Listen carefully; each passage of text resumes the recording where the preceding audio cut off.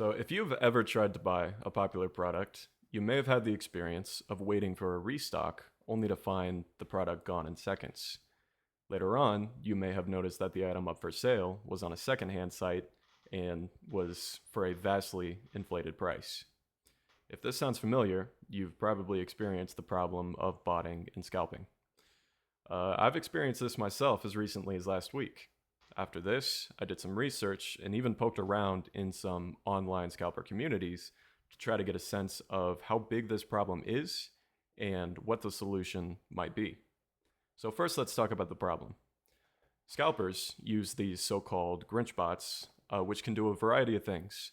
They can look at the inventory and add it to a shopping cart, which locks that inventory to that shopping cart so that nobody can buy it until the scalper's ready to buy it to resell.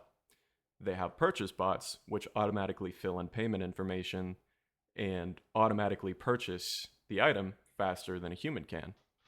And then there is ID scraping, which scrapes the website for information that is not yet released to the public. This problem gets much worse around Christmas. Popular children's toys are bought up, and then the scalpers will try to take advantage of parents trying to shop for gifts for their kids.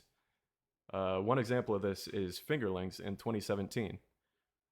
They retail for $15, and their stock was bought up and resold for as high as $1,000, according to an NPR article from Samantha Raffleson called Grinchbots Attempt to Steal Christmas by Driving Up Toy Prices.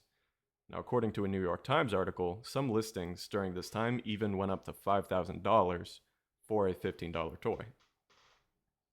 Now, when competing with these bots, it is nearly impossible to get the item without either using a bot yourself or paying these inflated resale prices, excuse me. The problem is that there are few effective long-term solutions.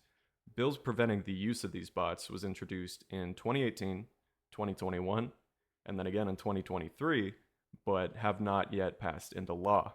Currently, the only regulation on this practice of botting is the Bots Act of 2016, which only covers event tickets.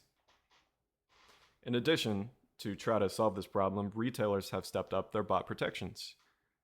The problem is that sometimes these are ineffective.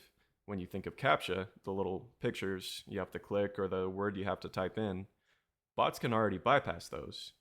And when bots don't bypass those, there is also the concept of CAPTCHA farms, where they have teams of people that the bots send the CAPTCHAs to, they solve them, and then the bots continue whatever they were doing. The other problem is even the effective solutions are very costly for retailers. One example of this is Datadome. They are a machine learning bot protection service, and their cheapest option is $44,000 yearly for this bot protection. Now, hopefully, at this point, I've established the scope of the problem and the difficulty in solving it. So the question is, what can you and I do as consumers to fight this practice? Well, the best solution is to pass a law, but that's not something that you or I could do. The next best thing is just simply to avoid buying these resold products at these inflated prices. What we can do is when you're after an item that is in high demand, you can check the suggested retail price or MSRP and avoid paying above this price. Another thing you can do is check the seller. Try to buy from an official retailer. And if you are purchasing from a reseller, check the seller, check the reputation, and again, avoid paying the inflated price. It seems like a fairly simple solution, but this is actually a huge contributor to solving the problem at large. Because scalpers follow the money. And as retailer security has increased, botting has become a lot more expensive. For one, they need to invest in the bots themselves.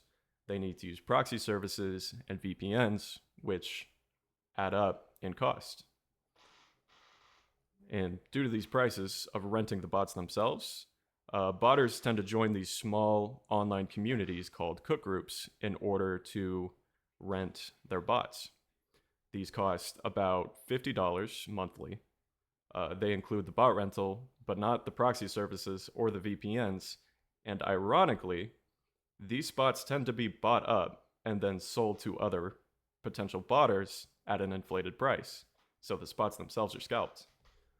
If a scalper's inventory doesn't sell at their inflated price, they lose the money not only for the item they purchased, but for the services they used to purchase it. And as a result of this, scalpers move away from botting. In fact, this has already happened in the shoe botting market. If you look at r/shoebots, it is a shoe botting subreddit. New botters are actively discouraged from entering that market, and experienced botters are leaving and frequently citing a low return on interest. So, yeah. The practice of botting and scalping is already in a weakened state, especially in markets like shoes. Now more than ever, a refusal to buy is crushing for the practice. You and I can help solve this problem. Don't buy scalp products, and encourage people you know to shop smart.